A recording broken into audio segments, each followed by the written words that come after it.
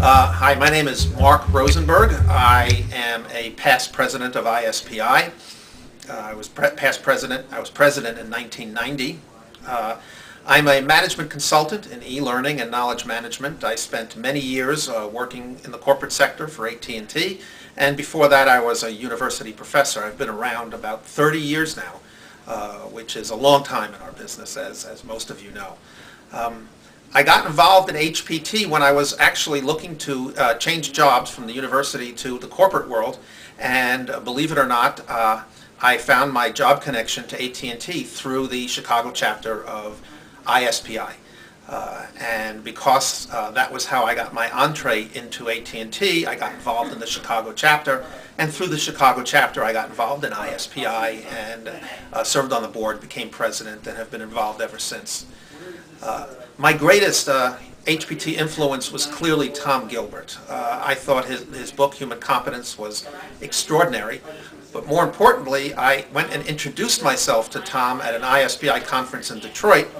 And I said to Tom, you know, I'm in awe of you. Your work has really influenced me. I'd like to talk to you about it. And Tom responded. He says, you know, I know where there's a great party, where there's lots of liquor and food. Let's go. And I knew that I had found my mentor because we had a great time that night. Interesting application of HPT that I was involved in. Early in the 90s, when performance support was just getting started, at AT&T we built a product called the Training Test Consultant. It's not really relevant, you know, what that did. It was a performance support tool for helping instructional designers write tests. But the idea behind it was, instead of developing training, it was a knowledge base of information, a decision tree for making decisions about testing, and some other applications that were all integrated.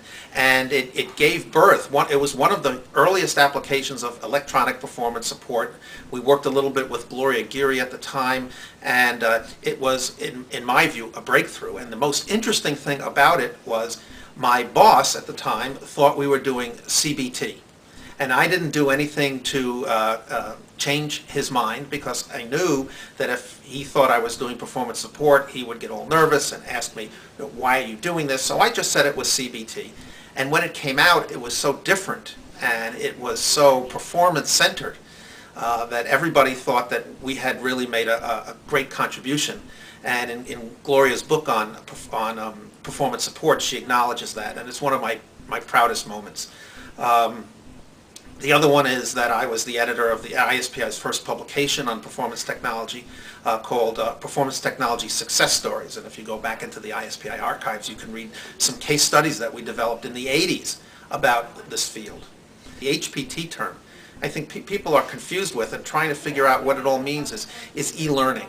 A lot of people think about e-learning as e-training, you know, courses online. You take an HPT perspective on e-learning, you start to think about e-learning more expansively as the use of a variety of web-based tools to improve workplace performance.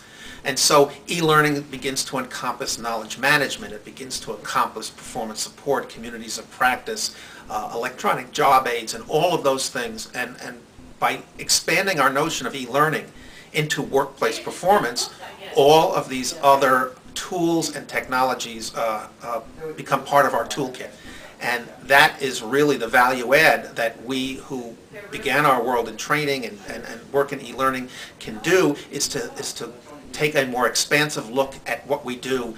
And when you bring performance technology into the mix, and you bring the workplace, focusing on the workplace into the mix, and you take a lot of the Web 2.0 tools that are coming out now, we find a host of new approaches to improving performance with technology that I think are breakthrough, and I think will serve us well in the next five years as we go down the road. Thank you.